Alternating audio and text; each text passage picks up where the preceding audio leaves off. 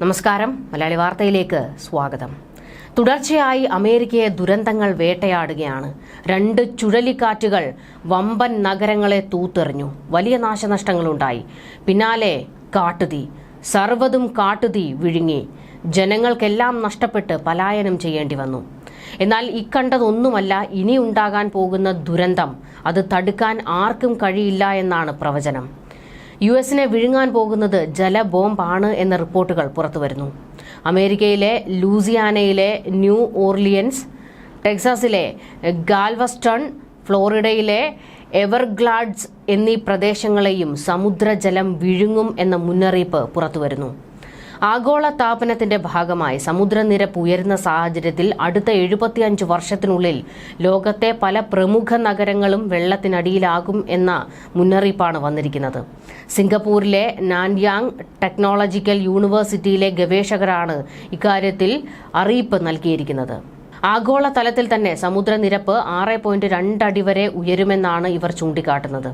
ഇനി മുതൽ എല്ലാ നിർമ്മാണ പ്രവർത്തനങ്ങളും നടത്തുന്നത് ഇക്കാര്യം കണക്കിലെടുത്തുകൊണ്ടായിരിക്കണം എന്നാണ് ഗവേഷണത്തിന് നേതൃത്വം നൽകുന്ന ഡോക്ടർ ബെഞ്ചമിൻ ഗ്രാൻഡെ പറയുന്നത്. സമുദ്രനിരപ്പ് വൻതോതിൽ ഉയരുകയാണെങ്കിൽ അത് ദോഷകരമായി ബാധിക്കാൻ സാധ്യതയുള്ള നഗരങ്ങളുടെ പട്ടികയിൽ ഹൾ, ലണ്ടൻ, കാർഡിഫ് എന്നിവയും ഉൾപ്പെടുന്നു. അന്റാർട്ടിക്ക പോലെയുള്ള മേഖലകളിൽ മഞ്ഞുരുകുന്നതും വലിയ മഞ്ഞുമലകൾ തന്നെ ഒഴുകി നടക്കുന്നതും എല്ലാം സമുദ്രനിരപ്പ് ഉയരാൻ കാരണമാകും എന്നാണ് ഗവേഷകർ വ്യക്തമാക്കിയിട്ടുള്ളത്. 2023 തന്നെ ഐക്യരാഷ്ട്രസഭ സമുദ്രനിരപ്പ് 1.9 അടി മുതൽ 3.2 അടി വരെ ഉയരാൻ സാധ്യതയുള്ളതായി റിപ്പോർട്ട് നൽകിയിരുന്നു. എന്നാൽ നാൻയാങ് ടെക്നോളജിക്കൽ യൂണിവേഴ്സിറ്റിയിലെ ഗവേഷകർ പറയുന്നത് ഇതിലും എത്രയോ വലിയ ശതമാനം വർധനയാണ് സമുദ്രനിരപ്പിന്റെ കാര്യത്തിൽ ഉണ്ടാകാൻ പോകുന്നത് എന്നാണ്.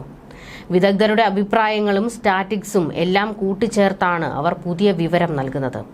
സമുദ്രനിരപ്പ് ഉയരുന്നതുമായി ബന്ധപ്പെട്ട് എല്ലാം ആധികാരികമായ വിവരങ്ങളാണ് നൽകുന്നത് എന്നാണ് യൂണിവേഴ്സിറ്റി അവകാശപ്പെടുന്നത്.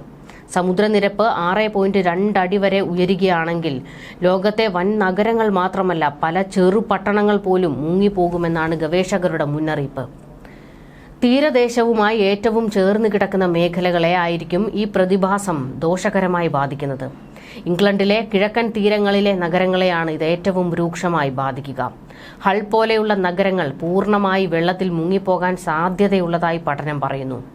വടക്കൻ അയർലൻഡിലെയും സ്കോട്ട്ലൻഡിലെയും ഏതാനും മേഖലകളെ മാത്രമാണ് വെള്ളപ്പൊക്കം ബാധിക്കുക എന്നത് അവിടുത്തെ ജനങ്ങളെ സംബന്ധിച്ച് ആശ്വാസകരമായ കാര്യമാണ്. തെക്കൻ ഡെൻമാർക്ക് മുതൽ വെനീസ് വരെ പൂർണ്ണമായും മുങ്ങിപ്പോകും. അമേരിക്കയിലെ പ്രധാനപ്പെട്ട പല പ്രദേശങ്ങളെയും സമുദ്രജലം വിഴുങ്ങും.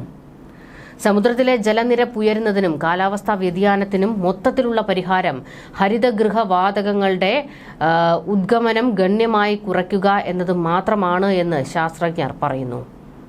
ന്യൂസ് ഡെസ്ക് മലയാളി വാർത്ത.